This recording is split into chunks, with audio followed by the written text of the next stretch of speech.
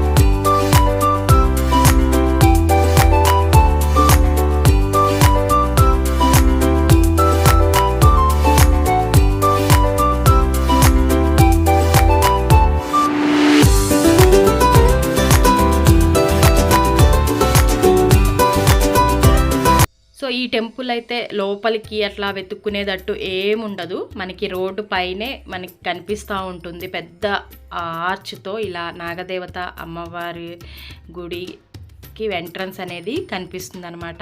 ఈ టెంపుల్కి ప్రతి మంగళవారం, గురువారం, ఆదివారం చాలామంది భక్తులు వస్తారట. సో మేమైతే రెగ్యులర్గా వెళ్తూ ఉంటాం. నాకైతే చాలా చాలా ఇష్టము. సో టెంపుల్ ఆపోజిట్లోనే మనకి బస్ స్టాప్ అనేది ఉంటుంది. దానికి ఈసీఎల్ నుంచి నెంబర్ ఆఫ్ బస్సెస్ అనేది ఈ టెంపుల్కి వస్తాయి. సో మేమైతే టెంపుల్ దగ్గరికి వచ్చేసాము. సో మేము తెచ్చుకున్న పూజా ఐటమ్స్ అవి కూడా తీసుకుని ఇంకా టెంపుల్ లోపలికి అయితే వెళ్ళిపోతున్నాం.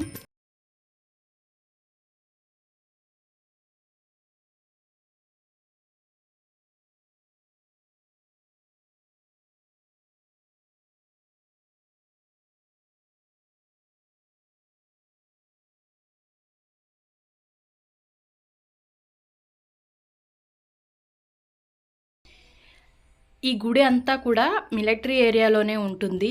సో ఇక్కడ ముందు ఒక పుట్ట ఉండేదంట. ఒక ఆమె ఇక్కడ రోజు పూజలు అవి చేస్తూ ఉండేదట. సో అప్పట్లో ఈ మిలిటరీ వాళ్ళందరూ కలిసి ఈ పుట్టను తొలగించడానికి చాలా ప్రయత్నాలు చేశారంట. కానీ అమ్మవారి మహత్యంతో ఈ పుట్టని తొలగించలేకుండా అలాగే ఉంచేశారు. అలాగే ఇక్కడ ఒక పెద్ద గుడి కూడా కట్టడం కూడా అమ్మవారి మహత్యమేనట. సో చాలా చాలా అద్భుతమైన కథ ఉంటుంది. సో ఎవరన్నా దగ్గరలో ఉంటే మీరు కూడా ఒకసారి వెళ్ళి చూడండి, చాలా బాగుంటుంది గుడి దగ్గర.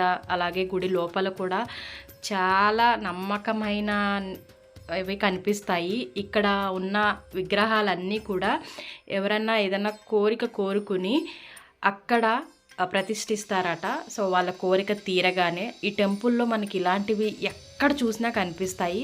సో చాలా బాగుంటుంది. నాకైతే చాలా చాలా బాగా నచ్చుద్ది ఈ గుడి. సో మీరు కూడా కుదిరితే ఒకసారి వెళ్ళి చూసి రండి. అలాగే ఇక్కడ నేను నాగ అమ్మవారికి ఒక పూజ అనేది చేస్తున్నాను అనమాట. సో ఇక్కడ ఇంకోటి ఏంటంటే మేము నాగుల చవితికి పాలు అనేది పొయ్యలేదన్నమాట పుట్టలో. సో నాగుల చవితికి 2 days తర్వాత నాకు ఒక పాము అనేది కనిపించింది. రియల్గా గోల్డ్ కలర్లో ఉంది అనమాట ఆ పాము. సో దాన్ని చూడగానే నాకు ఇంకా చాలా అంటే చాలా భయం అయింది. సో ఫస్ట్ టైము నేను చూడడం పాము, అది కూడా మంచి గోల్డెన్ కలర్లో కనిపించింది అనమాట.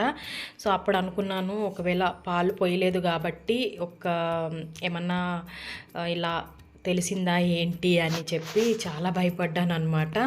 సో అనుకోగానే ఇంకా నెక్స్ట్ సండే కంపల్సరీగా వెళ్ళి పాలు పోస్తాను అని అనుకున్నాను. అమ్మవారికి పసుపు, కుంకుమ, పువ్వులు, దీపము, కొబ్బరికాయ ఇవన్నీ కొట్టిన తర్వాత ఇంకా లోపల అనేది దర్శనం చేసుకోవడానికి వెళ్తాను.